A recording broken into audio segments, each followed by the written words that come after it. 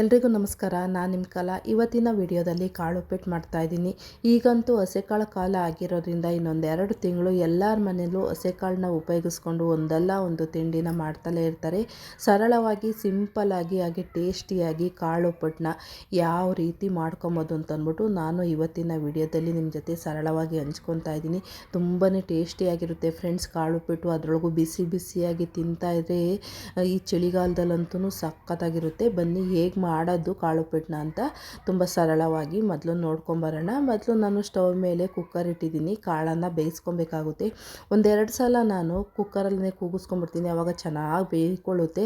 ಒಂದೊಂದೆಲ್ಲನ ಸಿಪ್ಪೆ ದಪ್ಪ ಇರುತ್ತಲ್ವ, ಹಾಗಾಗಿ ಈ ಥರ ಕೂಗಿಸ್ಕೊಂಡ್ಬಿಟ್ರೆ ತುಂಬ ಚೆನ್ನಾಗಿ ಬೇಯ್ಕೊಳ್ಳುತ್ತೆ. ಅದು ಕೂಗೋದ್ರೊಳಗಡೆ ನಾವು ರವೆನ ಹುರ್ಕೊಳ್ಳೋಣ. ನೋಡಿ, ನಾನು ರೋಸ್ಟೆಡ್ ರವೆ ತೊಗೊಂಡಿದ್ದೀನಿ. ಎಲ್ಲರೂ ರೋಸ್ಟೆಡ್ ರವೆ ಹುರಿದಿದೆ ಅಂತಂದ್ಬಿಟ್ಟು ಜಾಸ್ತಿ ಹುರಿಯೋದಕ್ಕೆ ಹೋಗೋದಿಲ್ಲ, ಇನ್ನೊಂದು ಸಲ ಹುರಿಯೋದಕ್ಕೆ ಹೋಗೋದಿಲ್ಲ.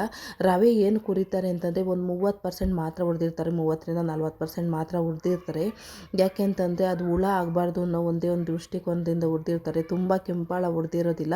ಹಾಗಾಗಿ ನಾವು ರೋಸ್ಟೆಡ್ ರವೆ ಅಲ್ವಾ ಅಂತಂದ್ಬಿಟ್ಟು ನಾವು ಮಾಮೂಲಿ ಹುರಿದಿದ್ದಿ ಅಂತಂದ್ಬಿಟ್ಟು ಹಾಗೆಯೇ ನಾವು ಉಪ್ಪಿಟ್ಟು ಡೈರೆಕ್ಟಾಗಿ ಮಾಡಿಬಿಟ್ರೆ ತುಂಬ ಚೆನ್ನಾಗಿರೋದಿಲ್ಲ ಫ್ರೆಂಡ್ಸ್. ನಾವು ಹುರಿದು ಮಾಡಿರ್ತೀವಲ್ಲ ಆ ಥರ ಉಪ್ಪಿಟ್ಟು ಇರೋದಿಲ್ಲ.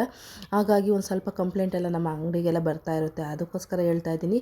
ಇದೊಂದು 30-40% ಅಷ್ಟೇ ರೋಸ್ಟ್ ಆಗಿರೋದು, ಮಿಷಿನಲ್ಲಿ ಆಗಿರುತ್ತಲ್ವ, ಅದರಿಂದ ಬಿಸಿ ನಾವು ಮಾಡಿಕೊಂಡು ಚೆನ್ನಾಗಿ ಕೆಂಪಾಳ ಹುರ್ಕೊಂಡು ಆಮೇಲೆ ನಾವು ಮತ್ತೆ ಉಪ್ಪಿಟ್ಟು ಮಾಡಿದ್ರೆ ಮಾಮೂಲಿ ನಾವು ಡೈಲಿ ಯಾವ ರೀತಿ ಉಪ್ಪಿಟ್ಟನ್ನ ಹುರಿದ್ಬಿಟ್ಟು ಮಾಡಿರ್ತೀವೋ, ರವೆನ ಹುರಿದ್ಬಿಟ್ಟು ಮಾಡಿರ್ತೀವೋ ಅದೇ ಥರ ಇರುತ್ತೆ. ಹಾಗಾಗಿ ಒಂದು ಸ್ವಲ್ಪ ನಾವು ಯಾವಾಗಲೂ ಅಷ್ಟೇ ರೋಸ್ಟೆಡ್ ರವೆ ತೊಗೊಂಬಂದ್ರೂ ಇನ್ನೊಂದು ಸ್ವಲ್ಪ ಹುರ್ಕೊಬೇಕಾಗುತ್ತೆ. ಇವಾಗ ಸ್ಟವ್ ಮೇಲೆ ಒಂದು ಬಾಣಲೆ ಇಟ್ಬಿಟ್ಟು ಒಂದು 4-5 ಟೇಬಲ್ ಸ್ಪೂನ್ ಎಣ್ಣೆ ಹಾಕ್ಕೊತಾ ಇದ್ದೀನಿ. ಇಲ್ಲ ಅರ್ಧ kg ರವೆಗೆ ನಾನು ಇಷ್ಟು ಎಣ್ಣೆ ತೊಗೊಂಡಿದ್ದೀನಿ. ನಿಮ್ಗೆ ಬೇಕು ಇನ್ನೊಂದು ಸ್ವಲ್ಪ ಹಾಕ್ಕೊಳ್ಳಿ. ಸಾಸಿವೆ ಮತ್ತು ಜೀರಿಗೆನ ಸೇರಿಸ್ಕೊಂಡಿದ್ದೀನಿ. ಅದ್ರ ಜೊತೆಗೆ ಕಡಲೆಬೇಳೆ ಮತ್ತು ಉದ್ದಿನಬೇಳೆನ ಹಾಕ್ಕೊಂಡು ಒಂದು 3-4 ಸಣ್ಣ ಈರುಳ್ಳಿನ ಉದ್ದುದ್ದ ಕಟ್ ಮಾಡ್ಕೊಂಡಿದ್ದೀನಿ. ಆದಷ್ಟು ಉಪ್ಪಿಟ್ಟಿಗೆ ಉದ್ದಕ್ಕಿದ್ರೆ ಚೆನ್ನಾಗಿರುತ್ತೆ ಈರುಳ್ಳಿ ಎಲ್ಲನ, ಹಾಗಾಗಿ ಉದ್ದಕ್ಕೆ ನಾನು ಕಟ್ ಮಾಡ್ಕೊಂಡಿದ್ದೀನಿ. ಇದನ್ನೆಲ್ಲನ ಈಗ ಎಣ್ಣೆಲಿ ಚೆನ್ನಾಗಿ ರೋಸ್ಟ್ ಮಾಡ್ಕೊಬೇಕಾಗುತ್ತೆ. ಕರ್ಬೇವಿನ ಸೊಪ್ಪು ಇಲ್ಲ ಅಂದರೆ ಏನು ಚೆನ್ನಾಗಿರುತ್ತೆ ಹೇಳಿ. ಉಪ್ಪಿಟ್ಟಿಗೆಲ್ಲ ಕರ್ಬೇವಿನ ಸೊಪ್ಪು ತುಂಬಾ ಟೇಸ್ಟಿಯಾಗಿರುತ್ತೆ. ನಾನು ಒಣಮೆಣ್ಸಿನ್ಕಾಯಿ ತೊಗೊಂಡಿದ್ದೀನಿ. ನೀವು ಒಣಮೆಣ್ಸಿನ್ಕಾಯಿ ಹಾಕ್ಕೊಳ್ಳಿ, ಇಲ್ಲ ಹಸಿಮೆಣ್ಸಿನ್ಕಾಯಿ ಹಾಕ್ಕೊಳ್ಳಿ. ನಾನು ಯಾವಾಗಲೂ ಗ್ಯಾಸ್ಟ್ರಬಲ್ ಕಮ್ಮಿ ಆಗುತ್ತೆ ಅಂತಂದ್ಬಿಟ್ಟು ಒಣಮೆಣ್ಸಿನ್ಕಾಯಿ ಇಲ್ಲ ಅಂತಂದರೆ ಹಣ್ಮೆಣ್ಸಿನ್ಕಾಯಿನ ಹಾಕ್ಕೊತೀನಿ. ಅದೆರಡೂ ಸಿಗಲಿಲ್ಲ ಅಂದಿದ್ದ ಪಕ್ಷದಲ್ಲಿ ನಾನು ಹಸಿಮೆಣ್ಸಿನ್ಕಾಯಿ ಹಾಕ್ಕೊಳೋದು. ಈಗ ಇದನ್ನೆಲ್ಲ ಎಣ್ಣೆಯಲ್ಲೇ ಒಂದು ಅರ್ಧ ಬಾಡಿಸ್ಕೊಬೇಕಾಗುತ್ತೆ. ಅರ್ಧದಾಗೋವರೆಗೂ ಬಾಡಿಸ್ಕೊಬೇಕು. ನೋಡಿ, ಇವಾಗ ನಾನು ಒಂದೆರಡು ವಿಷಲ್ ಕೂಗಿಸ್ಕೊಂಡಿದ್ದೀನೆಲ್ಲ ಚೆನ್ನಾಗಿ ಬೆಂದಿರುತ್ತೆ. ನೋಡಿ, ಈ ಥರ ಬೇಯ್ಕೊಂಡ್ರೆ ಸಾಕು. ತುಂಬ ಚೆನ್ನಾಗಿ ನಾವು ಉರಿಯೋ ಅವಶ್ಯಕತೆ ಇರೋದಿಲ್ಲ ಒಗ್ಗರಣೆಲೆಲ್ಲ. ಹಾಗಾಗಿ ನಾನು ಕುಕ್ಕರಲ್ಲೇ ಕೂಗಿಸ್ಕೊಂಡ್ಬರ್ತೀನಿ ಒಂದೆರಡು ಸಲ, ಆವಾಗ ಚೆನ್ನಾಗೆಲ್ಲ ಬೆಂದ್ಕೊಂಡಿರುತ್ತೆ. ಈಗ ನೀರನ್ನು ಬಿಟ್ಬಿಟ್ಟು ಬರೀ ಕಾಳನ್ನು ಹಾಕ್ಕೊತಾ ಇದ್ದೀನಿ. ಈ ಕಾಳಿಗೆ ಒಗ್ಗರಣೆ ಹತ್ತೋವರೆಗೂ ಒಂದು 5-6 ನಿಮಿಷ ಮತ್ತೆ ಹುರ್ಕೊಬೇಕಾಗುತ್ತೆ. ಆವಾಗಲೇ ಉಪ್ಪಿಟ್ಟಿಗೆ ಚೆನ್ನಾಗಿ ಟೇಸ್ಟ್ ಇರೋದು, ಅದು ಮಜಾ ಇರೋದು. ಕಾಳೆಲ್ಲ ತಿಂತಾಯಿದ್ರೆ ಒಗ್ಗರಣೆ ಚೆನ್ನಾಗಿ ಹತ್ತಿದ್ರೇ ಚೆನ್ನಾಗಿ ಒಗ್ಗರಣೆ ಟೇಸ್ಟ್ ಎಲ್ಲನ ಕಾಳಿಗೆಲ್ಲ ಹತ್ಕೊಂಡಿದ್ರೆ ಉಪ್ಪಿಟ್ಟು ಚೆನ್ನಾಗಿರುತ್ತೆ.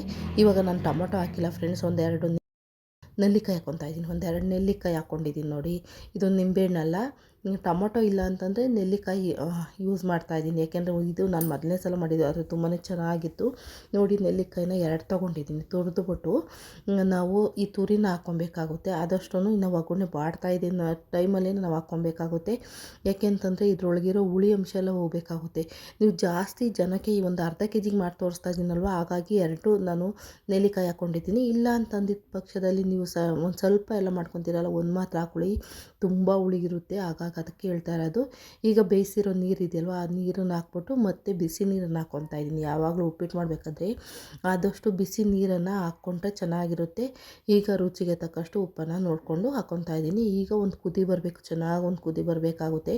ಕಾಳೆಲ್ಲ ಚೆನ್ನಾಗಿ ಬೆಂದಿರೋದ್ರಿಂದ ಮತ್ತು ಒಗ್ಗರಣೆಲ್ಲೂ ಸಹ ನಾವು ಬಾಡಿಸ್ಕೊಂಡಿರೋದ್ರಿಂದ ತುಂಬ ಚೆನ್ನಾಗಿ ಈಗ ಕುದಿಸೋ ಅವಶ್ಯಕತೆ ಇಲ್ಲ. ನೀರು ಹಾಕಾದ್ಮೇಲೆ ಕುದಿಸೋ ಅವಶ್ಯಕತೆ ಏನಿರೋದಿಲ್ಲ. ನೋಡಿ, ಎಲ್ಲ ಚೆನ್ನಾಗಿ ಬೆಂದ್ಕೊಂಡಿದೆ. ನಾವು ಕಾಳನ್ನು ಕುದಿಸ್ಬಿಟ್ಟು ಅಂದರೆ ಬೇಯಿಸ್ಬಿಟ್ಟು ಮಾಡಿದ್ರೆ ಬೇಗ ಉಪ್ಪಿಟ್ಟೆಲ್ಲ ಬೇಗ ಆಗುತ್ತೆ. ಇಲ್ಲಾಂತಂದರೆ ನಾವು ಒಗ್ಗರಣೆಯಲ್ಲಿ ಬೇಯಿಸ್ಬಿಟ್ಟು ಆಮೇಲೆ ನೀರಲ್ಲಿ ಬೇಯಿಸಿದ್ರೆ ಒಂದು ಸ್ವಲ್ಪ ನಮಗೆಲ್ಲ ಲೇಟ್ ಆಗುತ್ತೆ. ಈ ಬೆಳಗ್ಗೆ ಹೊತ್ತು ಬ್ರೇಕ್ಫಾಸ್ಟ್ ಎಲ್ಲ ಮಾಡಬೇಕಾದ್ರೆ ನಮಗೆ ಟೈಮ್ ಇರೋದಿಲ್ವಲ್ಲ, ಅದಕ್ಕೋಸ್ಕರ ಕಾಳನ್ನು ಆದಷ್ಟು ಕುಕ್ಕರಲ್ಲಿ ನಾನು ಕೂಗಿಸ್ಕೊಳೋದು. ನಿಮ್ಗೆ ಯಾವ ರೀತಿ ಬೇಕೋ ಆ ರೀತಿ ಮಾಡ್ಕೊಳ್ಳಿ. ಈಗೆಲ್ಲ ಕುದೀತಾ ಇದೆ ನೋಡಿ, ಇಷ್ಟು ಕುದಿ ಬಂದರೆ ಸಾಕು. ಇವಾಗ ನಾವು ಹುರಿದಿರೋಂಥ ರವೆನ ಬಿಟ್ಕೊಂಡ್ರೆ ಸಾಕಾಗುತ್ತೆ. ಆದಷ್ಟು ಅಷ್ಟೇ ರವೆನೂ ಅಷ್ಟೇ ರೋಸ್ಟೆಡ್ ರವೆ ತೊಗೊಂಬಂದಿದ್ದೀವಿ ಅಂತಂದ್ಬಿಟ್ಟು ಹಾಗೆ ಡೈರೆಕ್ಟ್ ಯಾವಾಗಲೂ ಹಾಕಕ್ಕೆ ಹೋಗಬೇಡಿ. ಯಾಕೆಂದರೆ ಒಂದು 30-40% ಅಷ್ಟೇ ಹುರಿದಿರ್ತಾರೆ.